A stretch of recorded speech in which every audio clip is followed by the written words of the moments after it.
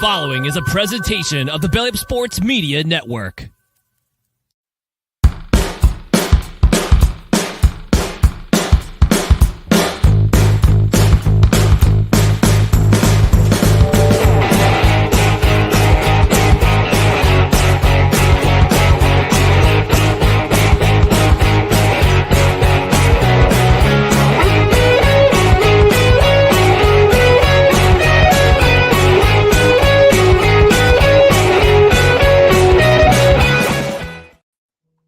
All right, we are live, a little later than usual, but we are live. On No Credentials Required, where you don't need a press pass to talk sports. We are proudly presented by the Belly Up Sports Media Network. My name is Ryan McCarthy. I'm one of the hosts of the show, and to my right is a man who's a little late, but he's always on time, Dustin Henry. Dustin, how are you doing tonight? I'm doing all right. Got back from my holiday party at the day job. But I'm here. I told them. I said I got a hard out. I said the dozens of our fans need me. No, There are dozens of us. Dozens. No, I'm very excited to be here tonight. There's this week in football. We got some things to talk about. That's for sure. That is for sure. And happy to be with you as always. How are you today, sir? Doing all right. You know, it's weird. We talk about work, and I haven't worked a full work week since the week of November 11th. That's pretty sweet. That's Yeah. pretty sweet. Yeah, when you've got so much time to burn for the rest of the year, it's like, gotta use it somehow. So, I had a 4-day weekend this past weekend. I had a half day today. Got another Friday coming up. Then we got Christmas next week, and then I have the 30th and the 31st off, and I have the New Year as well. So awesome. Yeah. So I'll have to work another full week of work until the week of January 5th. Sorry, January 6th. So, okay. So okay. yeah. That's going to be tough to rip the Band-Aid off because I'm in a similar boat. Not as much time, but I have not worked a full week since Thanksgiving week, or the week before Thanksgiving week. So not quite as good of a run, but still, it's going to be tough to rip the Band-Aid off when it's like that first week of January, the first full week, and you're just like, oh man. Yeah. Oh, before we get to everything in this week's show, this edition of No Credentials Required, just to remind the people at home about our social media channels: Facebook.com/NoCredsREQ, Twitter, Instagram, scarcely use TikTok @NoCredsREQ, and YouTube.com/@NoCredsREQ. On the podcast side, subscribe to the podcast wherever you podcast, including Apple Podcasts, Spotify, Spreaker, Amazon Music, iHeart, TuneIn, and Pandora. And don't forget to get yourself notified on Twitter and on YouTube. That way you know when live shows are up. When live shows are up, we have video clips. When we have, just regular show announcements. I announced yesterday about me and my buddy Gaz Tungazlowski cooking up something good for the end of the year. So I want to stay tuned. Stay tuned to the to our socials. So you know when those are live. Also, show notes. Friday we'll have a happy hour at 7:30 Eastern time because Dustin, you're gonna do some live streaming, aren't you? I am. Saturday. Yeah, we were talking about scheduling. A couple of weeks ago, and I had remembered way back after Extra Life, the Extra Life game day, November 2nd. I appreciate everybody that donated, everybody that helped me out. But if you might remember, I was a little sick. I was under the weather. Yes. So I managed to make it 16 hours. And I said to myself, I had a lot of talk about 24 hours. So I said, why don't I do another stream before the holiday, right before? And so I decided, I started talking it over and thinking it over. And I said to you last week, I was like, I think I realized the only time to do it is Saturday the 21st. So I will be doing a Extra Life the sequel mini stream. If you Ooh, feel like stopping by, stop on by. I will be yeah. streaming over at twitch.tv eldusto67, the extra-life.org. If you've got the Christmas shopping done and you have the means and you feel like donating, go ahead. We've already raised over $1,000 for local area children that are Yeah. sick of the Bernard and Millie Duker Hospital. So all the money is going to go to them to help them deal with what they're dealing with, them and the families. So I figure, why not do it again? We had fun the first time. My buddy Chris is probably going to join me for some of it, possibly all of it. I don't know. We might be streaming For the King 2. The game just launched. We're having a great time with it. Ryan may or may not stop by. If he does, we may play a little more Fall Guys, and I might hook up Punch Out because my esteemed co-host apparently has some skills. I'd love to see it. So if you feel like it, stop on by, and to donate, extra-life.org, and search for me, Dustin Henry, and you'll find me. You'll be able to donate. I will be posting about it on my socials. I apologize for the short notice, but this was just No. I was like, oh, I remember I said I was going to do that. And then I'm like, time's a wasting. So here we are. Here we So are. so Friday happy hour, 7:30 Eastern. Yes. And Dustin's got a new side project with my one of my three rails co-hosts, Mr. Staniel Smooth, talking Seahawks Yeah. and the Seahawks sessions.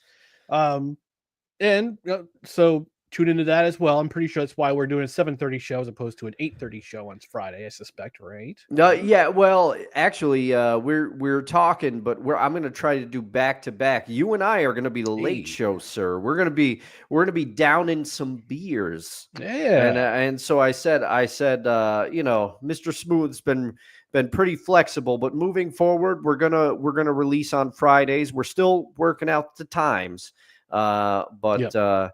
Yeah, if you're inclined and you feel like it, we got a fellow Seahawks fan in the chat already. He did stop by for part of the first Right. episode, and Mr. Smooth and I were already discussing how we could have him on to chop up Seahawks with us at some point. Because I'm sure he's going to be included in some other episodes.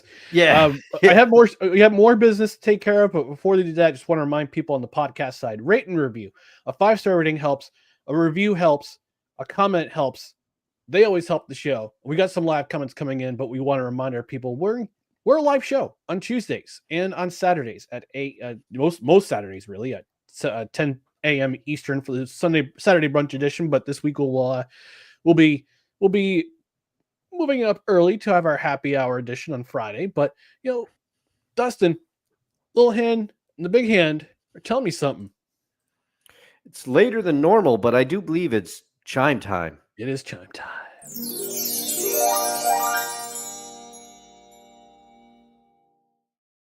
We got some comments rolling in. Julie from Michigan never disappoints, saying, "Hello, gentlemen. Good evening to you, Julie." Kevin saying, "Nothing good to talk about the Seahawks this week." I have a feeling he's going to express some disappointment in this, maybe a little bit of disappointment in this show, but we never know. Yeah, possibly. And Kevin, on Friday, if you want to hear me, I'm sure Staniel's going to be apoplectic, but me, we might have to break out the leather chair for this one. A little vent session. So it's going to be, I'm going to try to minimize the Seahawks talk. The Seahawks talk will always come out on this show, but I don't want to overlap a ton. Yeah. But yeah, what a disappointment. And Julie's saying, "Please beat the Vikings." Yeah, because the Lions got the Vikings this week. Not pink with can Sam of Howell sap- under center. Yeah. Pink can of Sapness saying, "Sports ball." Sick Diggy joining us from Norway saying, "Good morning, good afternoon, good evening, and good night." And Mr. Wilson saying, "Vent away." So I have a feeling it's going to happen sometime either during this show or during the Seahawks sessions, which is on the Time to BS with Staniel Smooth YouTube channel. But we're going to start off our show with the most entertaining game in Week 15. This is our Week 15. Well, the NFL, my goodness, we're coming up. Wow, Yeah. we are 2 weeks away from the end of the year, my friend. In the calendar year, at least, and 3 weeks away from the NFL season ending, regular season Yeah. ending. We have a lot more playoff spots to be determined. Mm-hmm. We've also got draft places to be determined as well. Yeah. I believe right now the New York Giants hold the number one spot for the number one pick in the draft in the 2025 draft. Another quarterback heavy draft, so we're gonna definitely see some people, some good quarterbacks come out of this draft class, hopefully. But let's start off with your most entertaining game of Week 15, my friend. Well, I'm gonna take a game that I have a feeling you may talk about later at some point, but there were really only a couple games that stood out, and I had a feeling you might talk about one of them. So I'm going to talk about the other. I mean, Lions and Bills. This felt like a prize fight.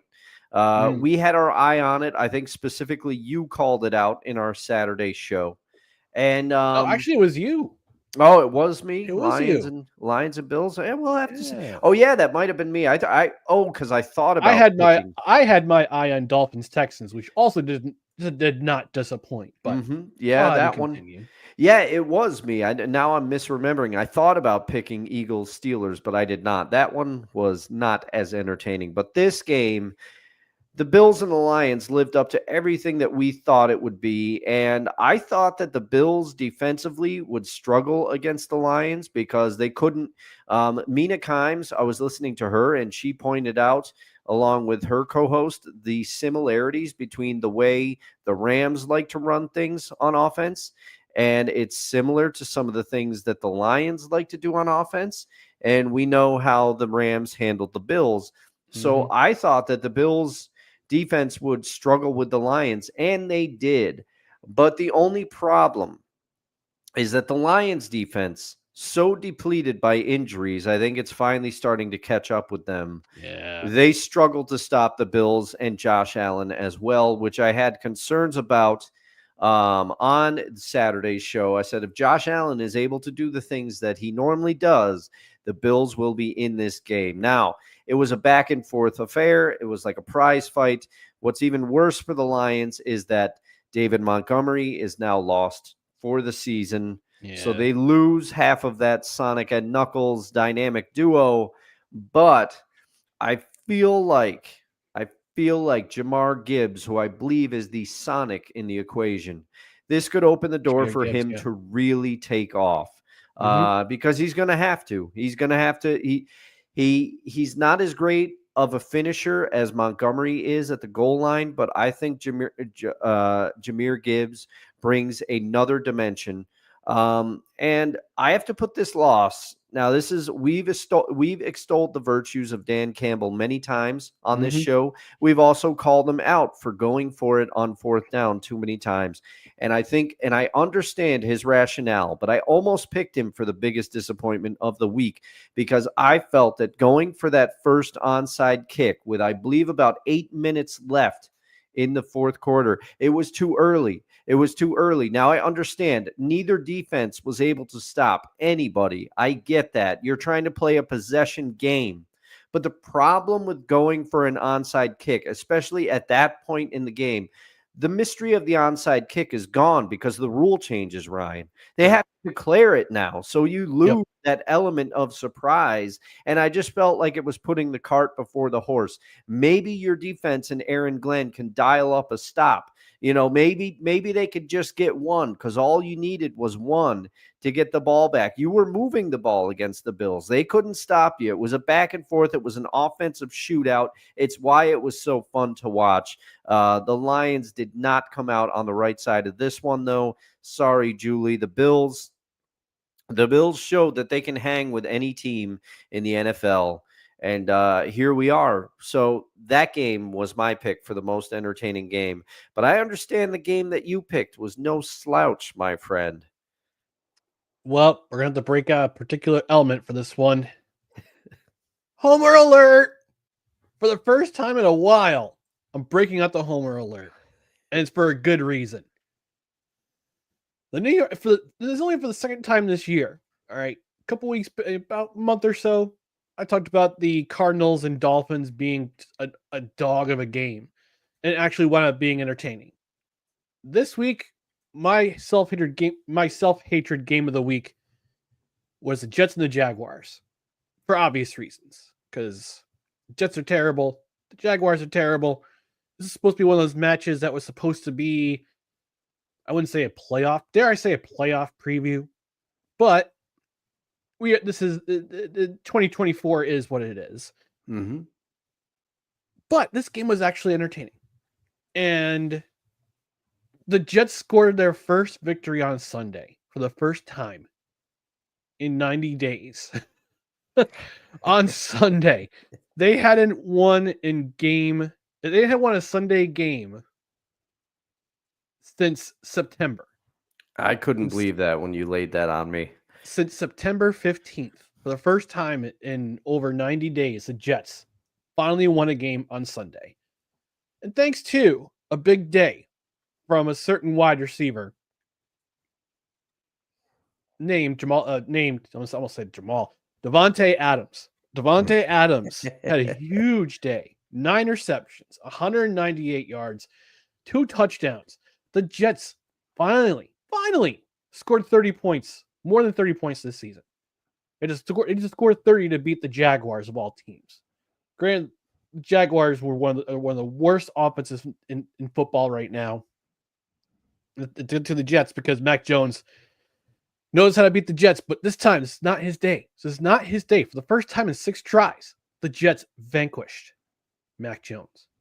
Finally. And Mac Jones, the unstoppable Mac Jones. Unstoppable force that is Mac Jones, yes. But here's the thing. To their credit, the Jaguars, they put up a fight. But for the first time the Jets doubled. And I mentioned this last week. Up until last week, they had 2 interceptions all season long. 2. They picked off Mac Jones twice, including Sauce Gardner's first interception in over 2 years. Yeah, I couldn't believe it was his first of the season, let alone that. That's crazy to me. Yeah, I mean, it was just the fact that it's his first interception since, I think, the Buffalo game in 2022. Yeah. That's his rookie season.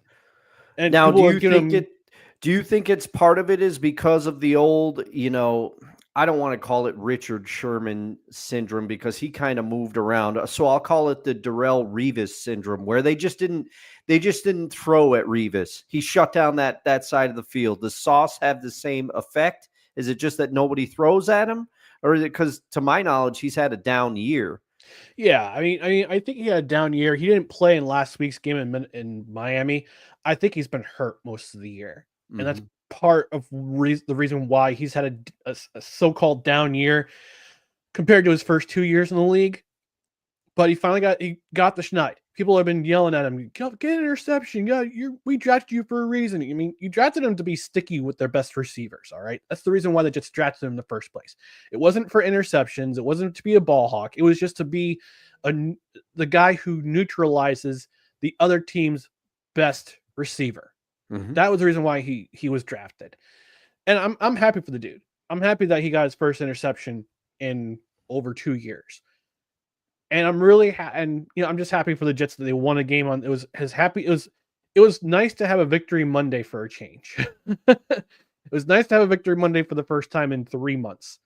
The coffee tasted better. I mean, not that Invader coffee doesn't taste bad in the first place, but yeah, shout out Invader coffee. The air seemed sweeter. It just the birds were chirping a little bit louder. Things were just it was very. I was smiling a little bit more. A little bit more. I mean, the other part of it was the New Jersey Devils, doing their thing over the weekend. So, but most entertaining game for me. I was getting a little nervous on watching Red Zone as they get going back and forth. And here's the cool part about this Jets team.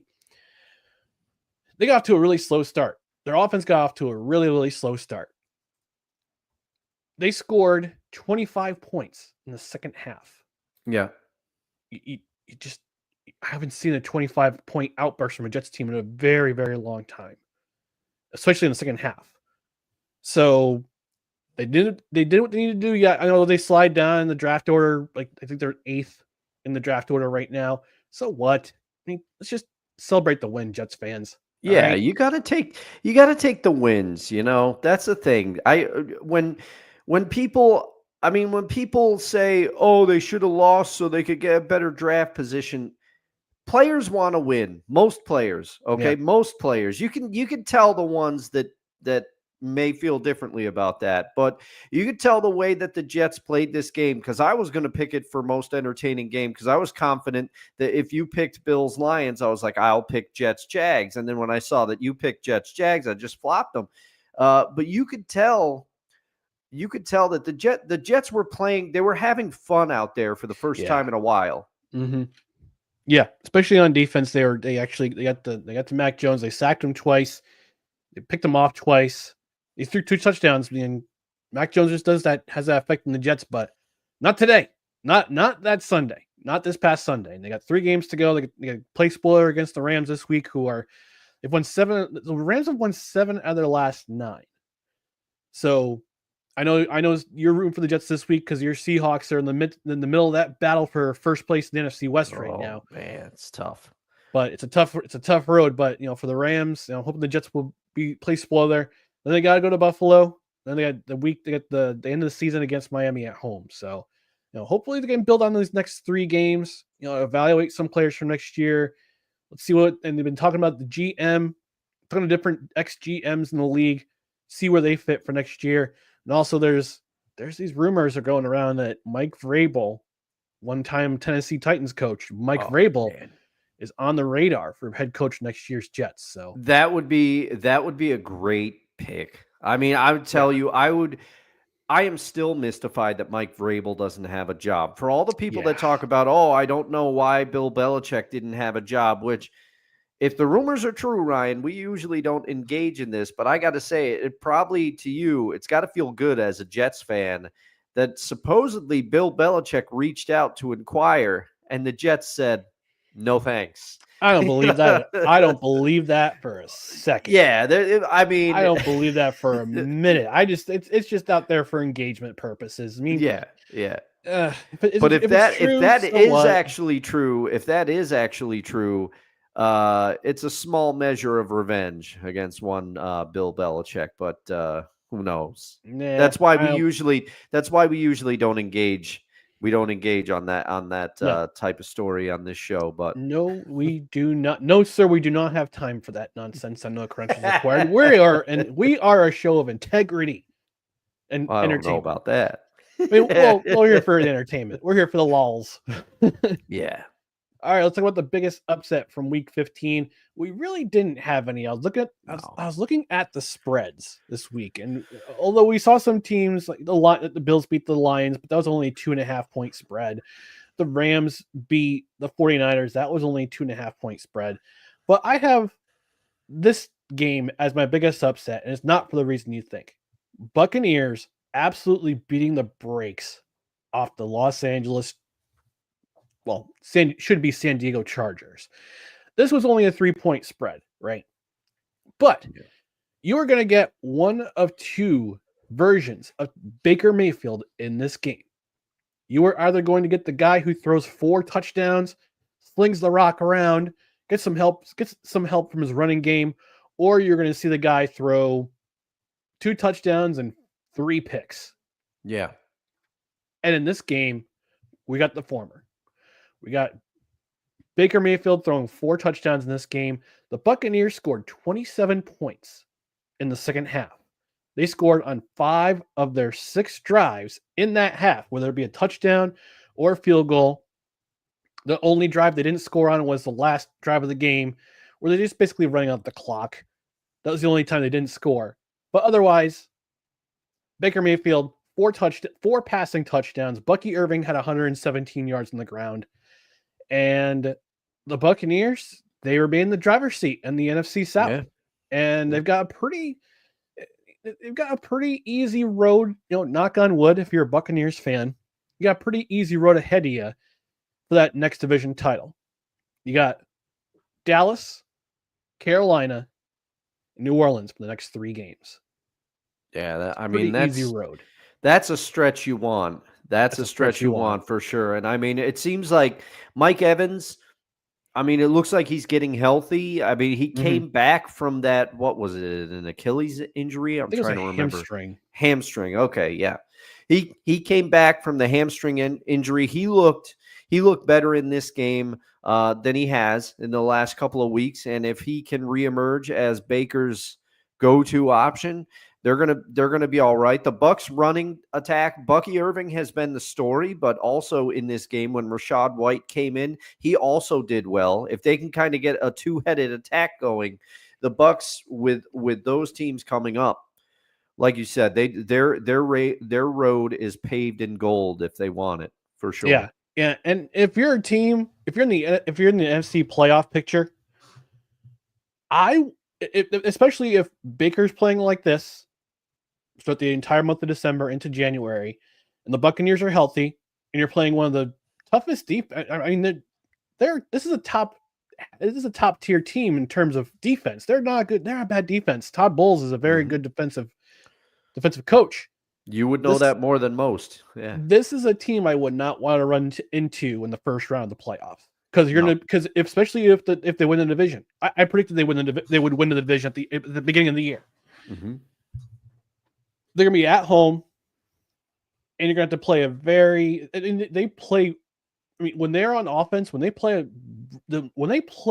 on their offensive game, they're a really good team.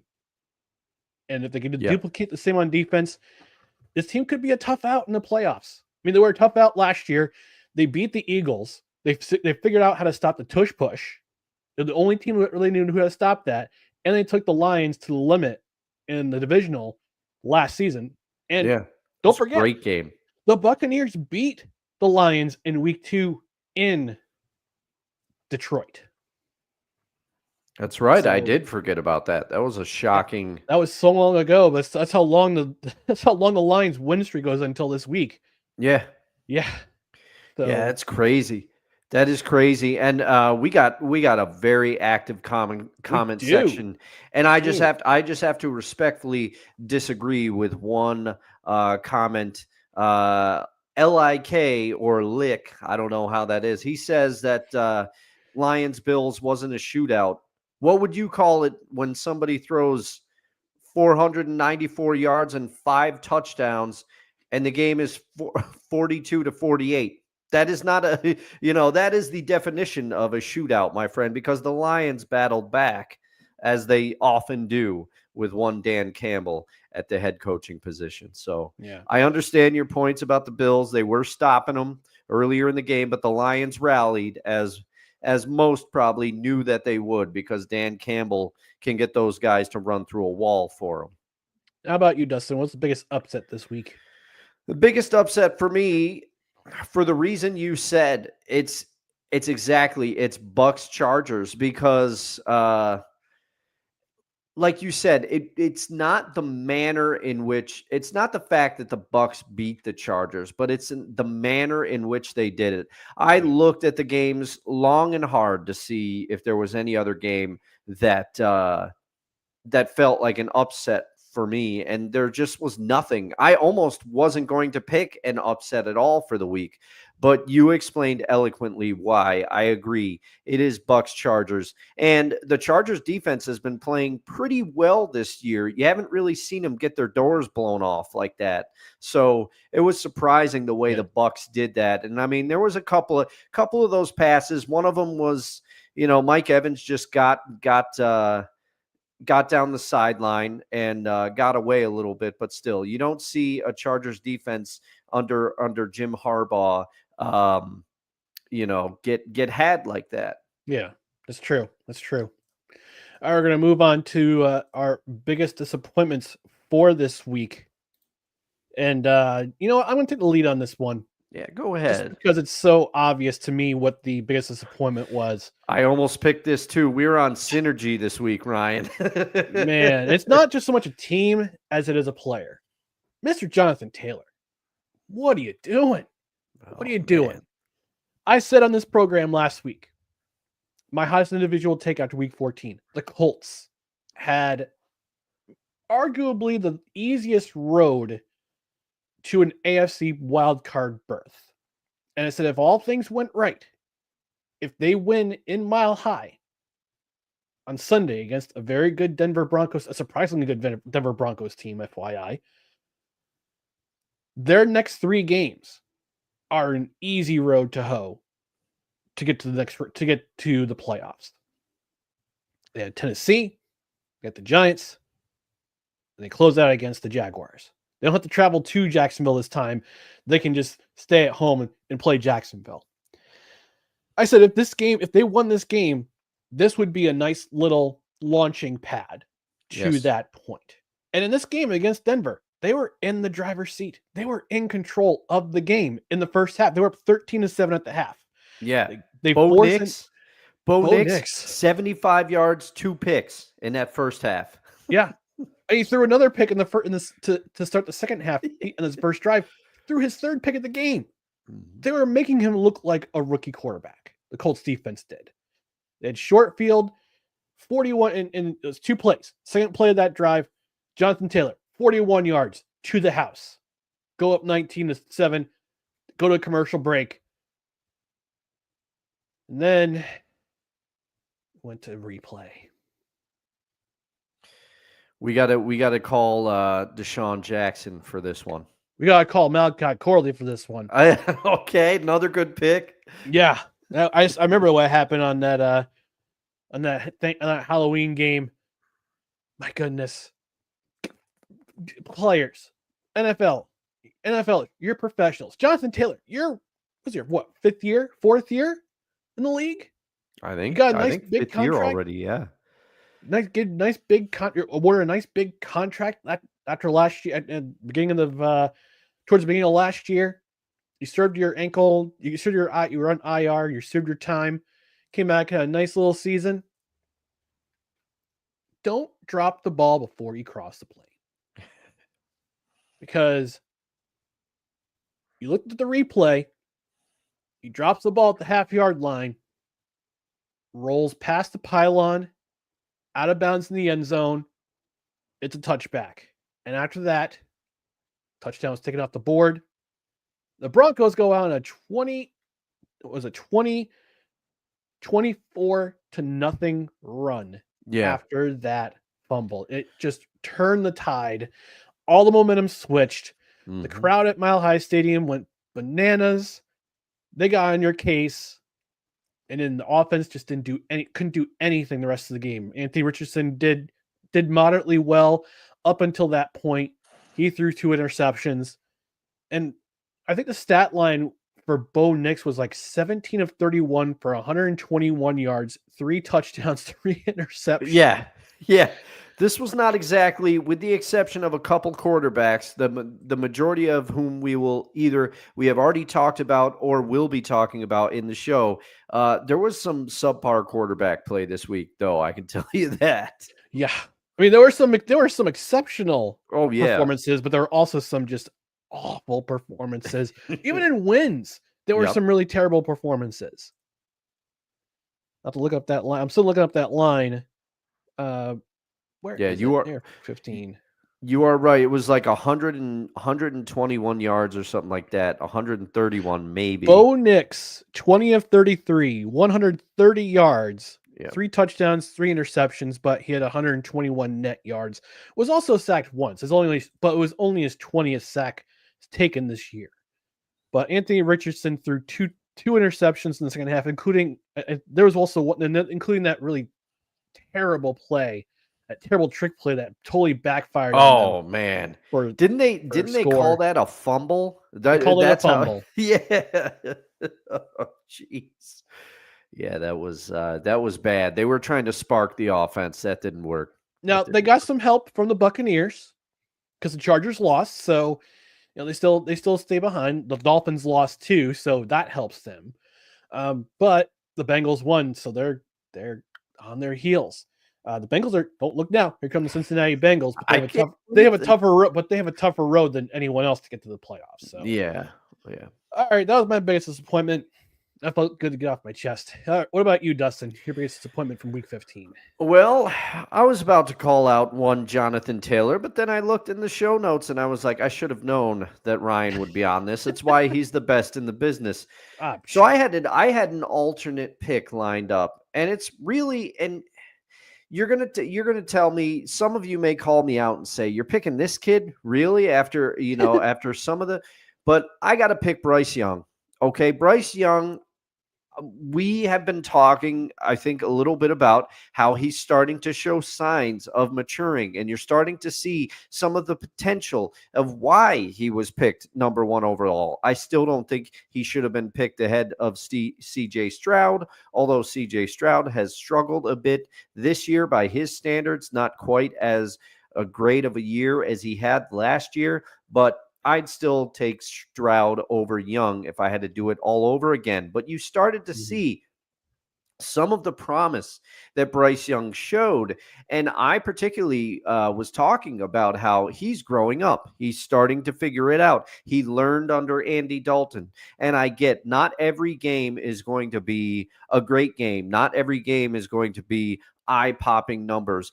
But Bryce Young came out and he threw 2 interceptions in this game. And I understand some people might say, yeah, but the Cowboys defense has been improving. And they really have.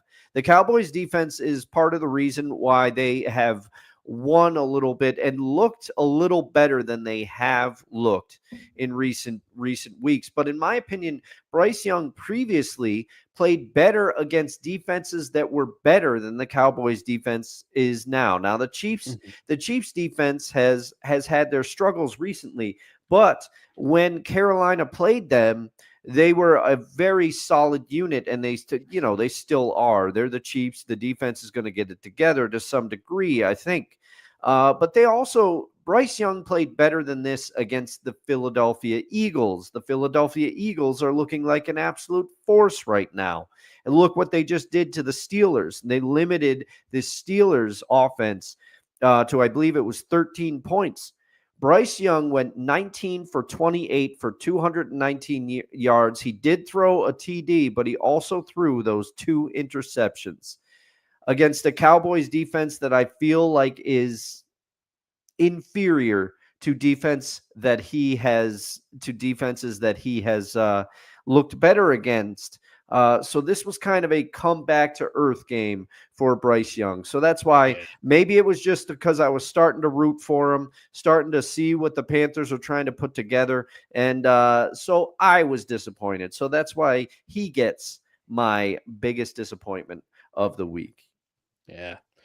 Yeah, we got some comments rolling in. Yeah, we got thanks for all the credits out there. Most of them are coming on YouTube, but Facebook, Twitter, step up your game. Yep. And we got lots of comments coming in here. Sick Diggy saying Homer alert. Well, in that case, I say don't. Your Uncle Al saying, what is this quote victory unquote you speak of? I'm unfamiliar with the concept. Oh my goodness. I have to say, you and Uncle Al get my respective silver and gold medal for being some of the most loyal football fans out there, because both of you are ride or die for your squads. I know Uncle Al particularly, he watches every painful Giants snap during the season. So we got a new viewer named Paul in the chat. He says MCDC has earned the right to play any way he sees fit. The team is decimated right now, and Allen is MVP this year. Injuries are the Lions' downfall this year. Yeah, it's true. Yeah, it is. Their defense is. I mean, they're elevating Jamal Adams after he was on the team for 4 days. Okay, so we get it. We get it. Julie saying this. It's true. The Lions team is absolutely devastated with injuries. It's a serious struggle, but which was their winning streak, was that much more impressive, but it's a next man up mentality. I also want to say thanks for all the comments, crudheads. Keep them coming. Julie saying I'm not a Stroud fan purely for the fact he went to Ohio State. Sports Julie is pretty petty. LOL. We got ourselves another new fan in the chat. Spencer saying it's been thinking. Spencer, welcome. Saying I'm a Stroud fan. Feel bad for all the Lions injuries. He says I would have felt bad. Would have loved for the Lions to crush the the Vikings to crush the Lions at full strength. Oh man. Uncle Al chiming in says, I have a bad feeling we'll end up with a Chiefs-Eagles Super Bowl. Ugh. I saw a crazy stat today. There have been 4 teams this season that have not scored 30 points in a game. The Patriots, That's the believable. Raiders, Obviously with Desmond Ridder. Ooh. the Giants, and the Kansas City Chiefs. I knew the last one was going to be the Chiefs. I knew it. I'm telling you, I keep having to eat my words, but eventually their luck is going to run out. Eventually it's going to happen. Well, I mean, Patrick Mahomes did injure his ankle, had his ankle injured on Sunday, and he's questionable for the next 3, maybe questionable for the next 3 games. So we'll see. We'll see what happens. We'll see what happens if somebody's going to have to fill in for him. All right, we're going to take our network mandated commercial break, but when we come back, we got some breaking news. Oh. And we're going to wrap up the week, the rest of what stood out to us in week 15 in the NFL. So stay tuned and stand by for more No Credentials Required. Righteous Felon Craft Jerky is the official jerky of Belly Up Sports. For over a decade, Righteous Felon Craft Jerky has led the American meat snack revolution by concocting delicious, adventurous, U.S.-sourced jerky recipes for uncompromising carnivores across the country. With 15 different flavors to choose from, Righteous Felon has all jerky lovers covered, and by using promo code BELLYUP, you will get 15% off your purchase at righteousfelon.com. Do your taste buds a favor today and rip into a bag of Righteous Felon jerky. Oh man, I could have used some. I could have used some of this today. Righteous Felon Craft Jerky. This is a nice little break between lunch and dinner. You little protein pick me up in between lunch and dinner. Get yourself some Righteous Felon Craft Jerky. Lots of flavors. You got not only craft jerky, but also got turkey jerky. They got the biltong, which is the South African inspired air dried jerky. They got beef sticks. 100% beef, 100% beef. Like those other stores, like those other beef sticks that you snap into. Their primary ingredient is pulverized chicken. For shame, Macho Man. Shame, Macho Man. But it's not just for human consumption. You got dog treats, all natural beef dog treats. You got dog toys. You got some great gear out there. So why don't you go ahead, do yourself a favor. The holidays are coming. They have big old baskets you can get for the man or woman or child who loves themselves some excellent craft jerky. So what you're going to do is go to righteousfelon.com. You're going to do some shopping. Go to enter promo code BELLYUP at checkout. Get 15% off your order. But wait, there's more. Not only can you get 15% off with promo code BELLYUP, you can also get free shipping with every order of $50 or more. Combine those 2 things. Combine the promo code and the free shipping. You save more money. Especially if you're looking for some little stocking stuffers. It's not candy this year for your loved one for the for Christmas or or I believe they're kosher for Hanukkah. Well, I'll have to Let's check into that. We'll do some real time research about it. But yeah, also our friend Jersey G, she sent her daughter some Righteous Felon Craft Jerky in a care package when she was in college, when she was at her first semester in college, and she said that her daughter loved the habanero. And habanero, it's got some flavor, but it's also got some spice. Oh yeah, it's seriously. I've had the habanero. I enjoyed it very much. The habanero Escobar, I believe. They all have the clever names there. I love that. Yes.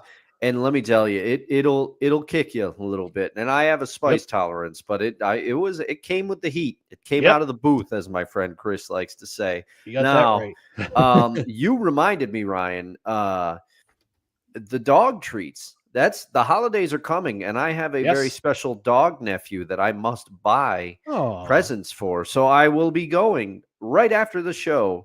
And I will be using the promo code, and I will be getting some dog treats, and I'll probably get a little snack for myself there. Maybe some supplies for the stream on Saturday here.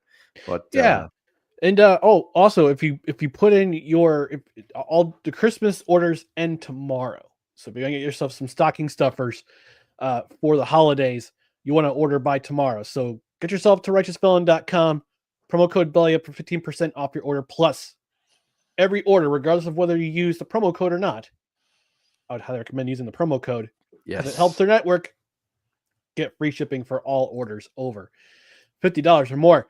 Dustin, I mentioned that we had some breaking news. I'm going to break up that bumper right now. I got some breaking news. All right.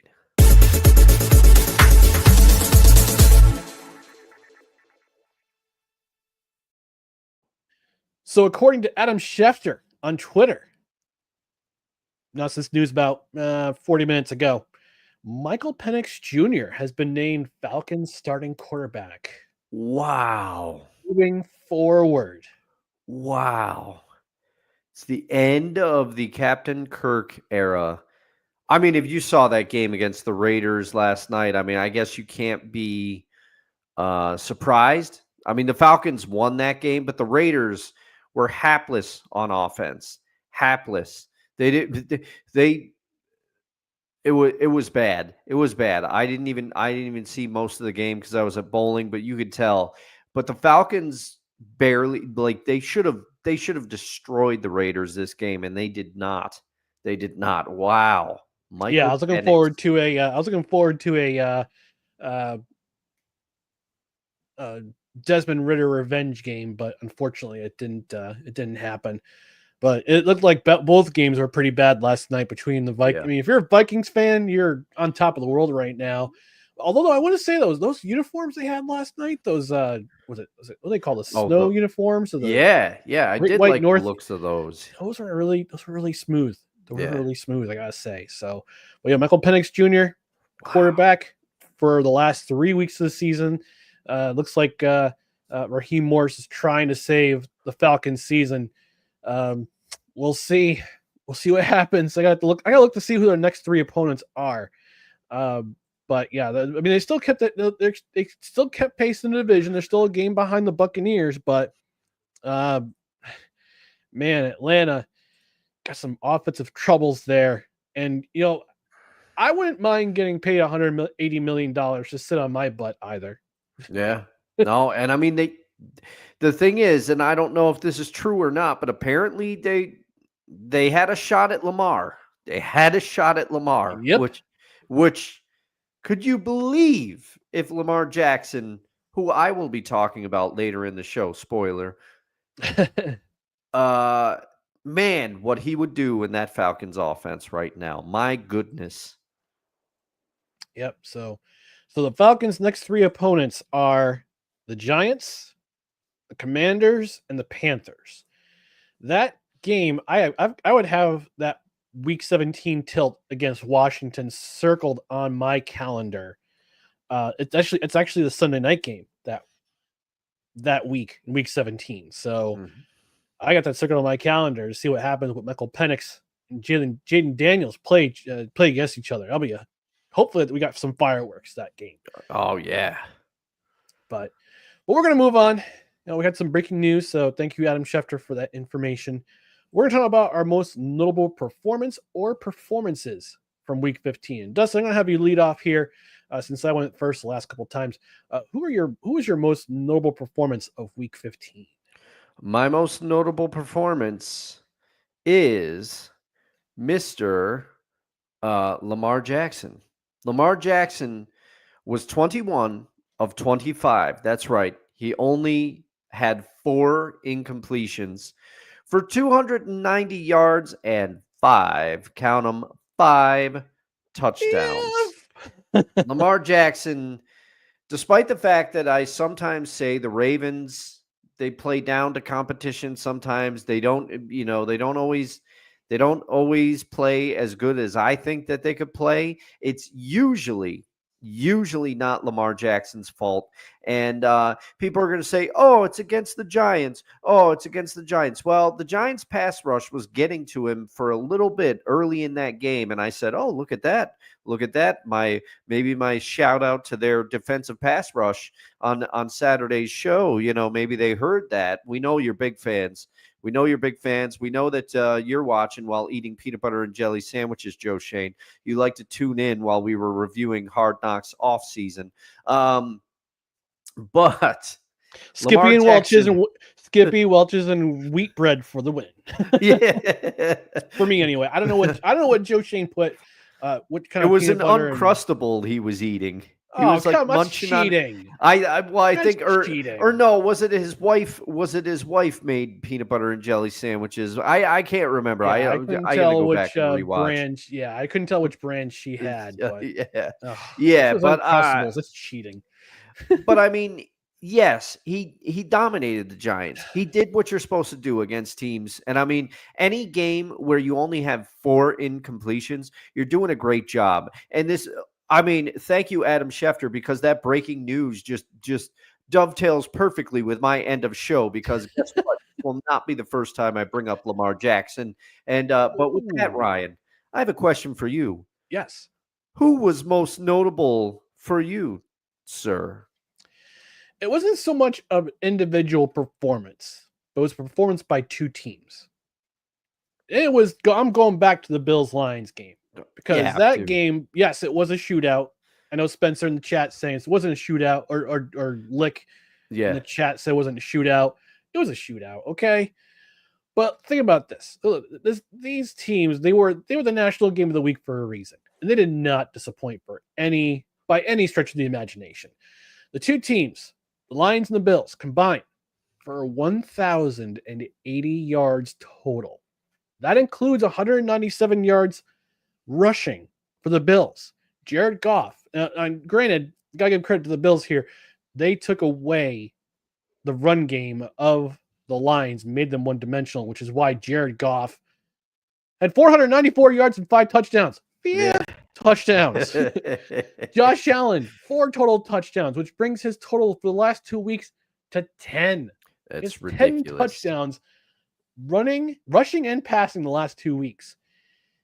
And unlike your Uncle Al, who said before we took the commercial break, that he has a bad feeling we'll end up with a Chiefs-Eagles Super Bowl, I'm going to say this. If this was a Super Bowl preview, I'll be happy to have the Bills and the Lions in the Super Bowl and have them play that kind of a game in this year's Super Bowl in February in New Orleans. Yeah.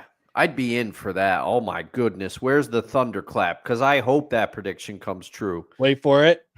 Well, it's not so much a prediction. I'm just saying I would be very happy. But yeah, I guess you can make it a prediction.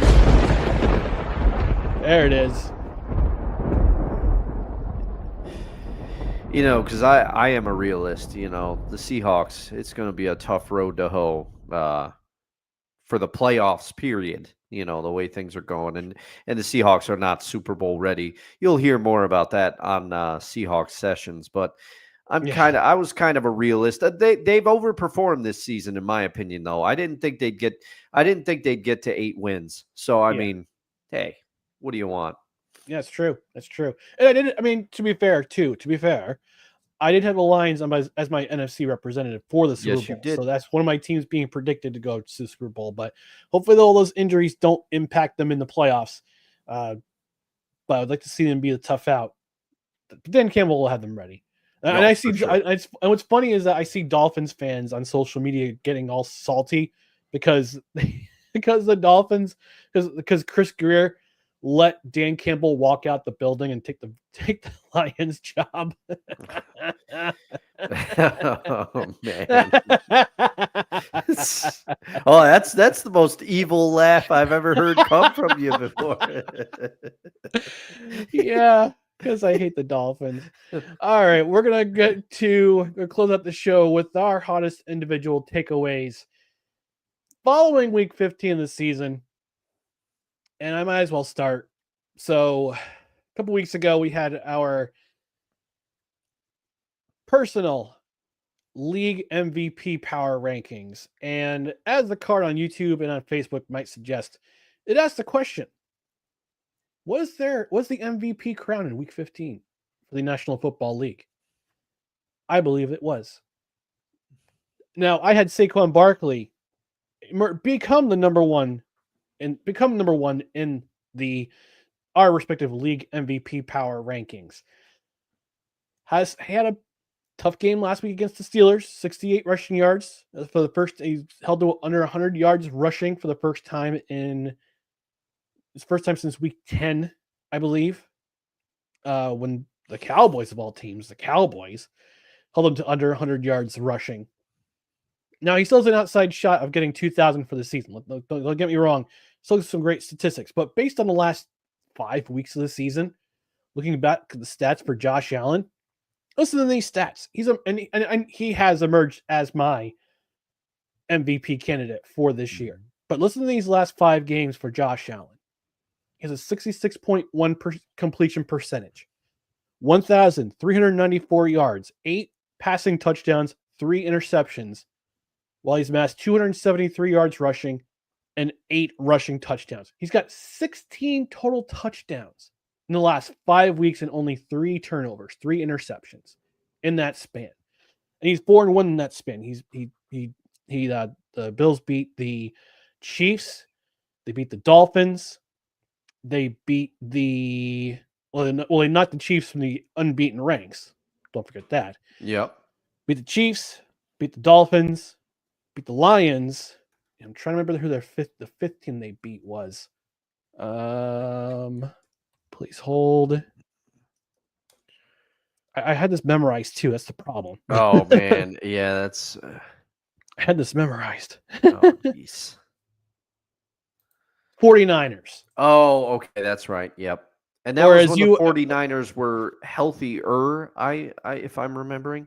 Well, as you and Mr. Smooth called him on Seahawks sessions, San Francisco. Yeah, Staniel was pretty happy about that one. Yeah. But these are quality opponents that he's beaten. Now, granted, had a shootout the week before in Los Angeles against the Rams, and Rams had fully control of that one, but they stormed back in that game. He would be 5-0 at this point, but man, Josh Allen has pretty much emerged as my leading candidate for MVP. I think if it is a great 3 weeks for the rest of the season, although I think I had to think he might rest against the Patriots. Yeah, because they had the end of the season. They have sandwich games: Patriots, Jets, Patriots. So, with the way the Patriots have played this year, they're in a rebuild year. He might play all 3 games, especially if home field's on the line. Yeah, that's a possibility, but I would hope, especially with the way that he plays, and he plays very physically at the quarterback position. I would hope that they at least take him out maybe at the half if they're up handedly. Because you got to try to manage. You don't want anything to happen to him, because I think he is the front runner for the MVP. Although I would argue that perhaps if Jared Goff can weather the storm and kind of have the Lions rebound with the David Montgomery injury, if they have to rely on the passing attack as they did in this game, and he could really put up some gaudy stats, he could make it interesting. I think he could make it interesting. I think if Saquon Barkley does eclipse the 2,000-yard mark, he'll definitely make his case for sure. But now, that's another thing. Yeah, in my mind, I think right now Josh Allen has cemented league MVP for 2024. Yeah. In my humblest opinions. Dustin, hottest individual takeaway from week 15 for you? Well, last week, Ryan, I kind of cooked. I don't think people expected me to go in on Rob Ryan, but it was the shot on the sideline of Rob Ryan that really fueled my fire, and I went for it. I went in, I did some research. Some of it was suspect. Okay, Gemini's not the best. But I had multiple sources. Sorry, I was looking at the scoreline, 2-0 Devils in the second period over. Oh, there we go. That's some content.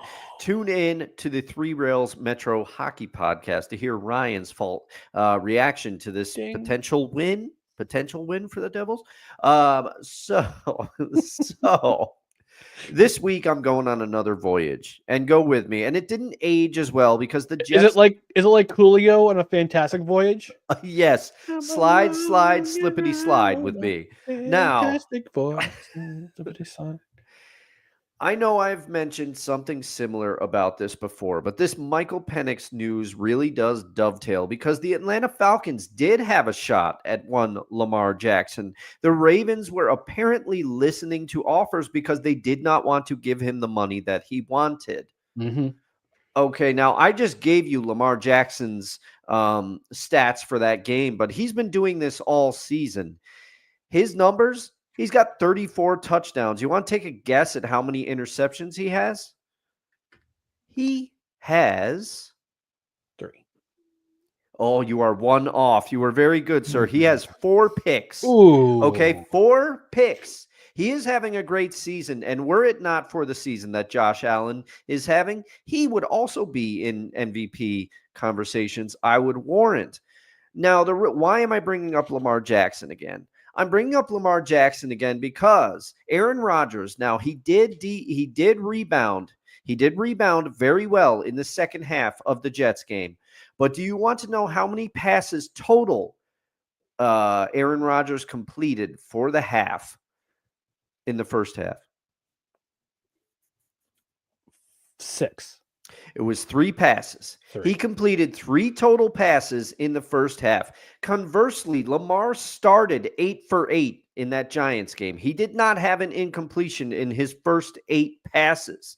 And why is it that Lamar Jackson is regarded, well, he runs around, but he's not an accurate passer? That narrative needs to die. Whereas Aaron Rodgers is still regarded as a very accurate passer. I would say Aaron Rodgers was a very accurate passer. He has missed people wide this year. And this is not to throw shade at Aaron Rodgers. Aaron Rodgers and Lamar Jackson are at different ages in their careers, different stratas now. And Aaron Rodgers, he turned back the clock a little bit. He looked good against the Jags in that second half. He really got it going. But it just frustrates me sometimes that people, and Aaron Rodgers gets a lot of flack in the media. People have problem with him based on his views or some of the things he says. They think he's a diva, whatever they want to say. But my point is that the New York Jets rolled out the red carpet. They brought in personnel decisions that while not totally dictated by Aaron Rodgers, were at the very least influenced, and they let Aaron Rodgers kind of. He had massive inputs on the design of this offense. There is no denying that. Now, it hasn't worked out the way that he and everybody else wanted it to work out, but he had input. But yet when Lamar bet on himself and he said, I would like to be paid what I'm worth, and he bet on himself, teams were hesitant to pick him up, and they said, well, we can't let a quarterback dictate the way the offense is. Why is it that Lamar Jackson gets a little bit of a negative connotation, whereas Aaron Rodgers, while he does get the negative connotation, people will do it. There's always a team out there that'll say, okay, I'll bring him in. He's a Hall of Famer. We're going to adjust. He'll get it done for us. But Lamar Jackson, who I do believe it is early in his career to foist any of these expectations, but I do believe if he keeps playing the way he's playing, he's going to be a Hall of Famer too. He just does it a little differently at the position. So, like I said, this is not to throw shade at Aaron Rodgers, but when there's a quarterback that people believe is accurate and good and will be in the Hall of Fame, and you should shape your offense around it. I guess my whole narrative is Lamar has earned that respect, in my opinion. He is somebody that you shape your offense around. He is an accurate passer. Quit saying he's not. Quit saying that he only runs, because he is past that. You want to talk about his rookie year and maybe his second year in the league? He got it done with his legs. But he has become a very accurate passer. He's got 4 picks on the year, 4 picks to 34 TDs. He can pass, and he deserves the respect that Aaron Rodgers and others. Brady, I mean, people would bend over backwards for Brady. He's in a category of his own, but just start treating Lamar Jackson with some respect, and I bet you the Atlanta Falcons are regretting not bringing him in. Yeah. Well, let's go to the comment section before we go. Your Uncle Al asked a pretty good question. Does Joe Shane survive this season? If so, what will they do with the first pick? Let's see that for Friday. Oh, all right. Nice tease. I have some thoughts. That's why you're a profesh. That's why you're a professional-ish. Spencer saying, eager to see how Michael Penix looks. Saying Michael Penix looks. Penix was taken ahead of JJ McCarthy, so he wants to see how this plays out. Okay. Sick Diggy, the commercial. Let's see. Let me go. Let me this. No credentials required is brought to you by Rugged Man Beards, the ideal beard line for your ruggedly manly beard. Whether your style is Nordic, Celtic, or Gaulish, Rugged Man Beard is your go-to. And Woodsman Stink. The best place for manly fragrance, whether it's well-groomed and chic, rugged cowboy, or lumber sexual hipster. This is your ideal spot. I think, to quote my Uncle Al in the comments, I think he would look at lumber sexual hipster and think that was a great name for a band. It probably would be. Yeah. He also says people would bend over backwards for Brady. Tom Brady. Forwards. I have a counter to that. And I will say this, Tom Brady for years took, and this is well documented, he took team-friendly deals. He did. When he was with the Patriots. He did. It wasn't until towards the end where his relationship with Bill Belichick soured a bit that he decided, you know what, I'm going to go somewhere else and get the money that I've been waiting to get all my career, which is why he spent his last 2-3 seasons in Tampa Bay. Yeah, in Tampa Bay, I mean, they completely shaped things around him. And it worked out for him because they got a Super Bowl. Your cohort for Seahawks Sessions, Stale Smooth, just doing this and says, you guys just lost the game. Oh. All right, whatever. And he also says Tom Brady looks like a middle-aged lesbian. Sir,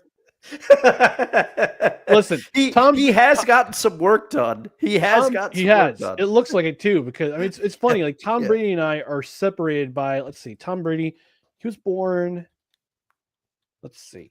You're aging finer. I'm calling it. He is 17. We are 17 days apart. So, yeah, he does look like he's had a lot of work done. I think most of it's for TV purposes because he's on Fox Sports now. Says, I mean, I'm not wrong. No, you're right. You're right. And Six saying, this will be the last comment of the night. Six says, I've seen my fair share of lumber sexual hipsters. The flannels and skinny jeans have me laughing hard inside. Probably seen your share in Norway for sure. That's for sure. Yeah. All right, we're gonna get ourselves out of here. But before we do, people know about our social medias: Facebook.com/NoCredsREQ, Twitter, Instagram, Scarcely TikTok @NoCredsREQ, and YouTube.com/@NoCredsREQ. Subscribe to the podcast wherever you find podcasts, including Apple Podcasts, Spotify, Spreaker, Amazon Music, iHeart, TuneIn, and Pandora. And don't forget to get yourself notified on Twitter and on YouTube. That way you know when the live show goes up. That way you know you get notified for shows, for future shows, for announcements, show announcements. Also for any videos that come up for the Three Rails Metro Hockey Podcast. Which, by the way, it's funny. We addressed the Buffalo Sabres. What's up with the Buffalo Sabres? Last night's program when we recorded, they're down 5-1 to Montreal in the third period. Oh man, Patrick and Montreal scored 19 seconds into the game. So wow, it was getting very late, very early for the Buffalo Sabres. So I don't think we're going to talk about them again, but you never know. You never know. On the podcast side, rate and review. 5-star rating would help. A review if you're on a platform where you can review the show. Also leave a comment on the Spotify. They help the show, help the people to get notified. Tell a friend. Word of mouth always helps. We're actually, last I saw, we're 36 downloads away from 2,500 for the year, which may not sound like a whole lot, but for this show, it's actually our best year ever, 2024. So here we go. Every download helps, whether you're listening to the OG show, whether you're listening to the crossovers with Levac and Gaz, whether you're listening to the Three Rails Metro Hockey Podcast. We appreciate every one of you. And engage with the show. Leave a comment. We saw lots of engagement in the live show. Yeah. Lots of engagement Loved tonight. it. We have some new cred heads in the chat. We appreciate every single one of you who have participated, whether you're in the USA or abroad. If you're watching on replay on Rumble or on YouTube, leave us a comment. We might even read it on the air. And we're going to get out of here. But don't forget, Friday, happy hour, 7:30. Grab a drink, join us. No show on Tuesday because it's Christmas Eve, and if you're a psychopath if you want to stream on Christmas Eve. So we'll be back the following Saturday at 10 a.m. and then we'll be on Monday the 30th at 7:05 Eastern Time. We'll be back talk about Week 17 in the NFL. But in the meantime, thanks for tuning in to No Credentials Required, where you don't need a press pass to talk sports. We are proudly presented by the Belly Up Sports Media Network. For Dustin Henry, I'm Ryan McCarthy. Thanks for joining us. We'll talk to you again Friday, 7:30 p.m. Eastern. Grab a drink. We'll talk some football and maybe some other stuff. So come on by. Check us out. We'll talk to you again very, very soon. Good night, everybody.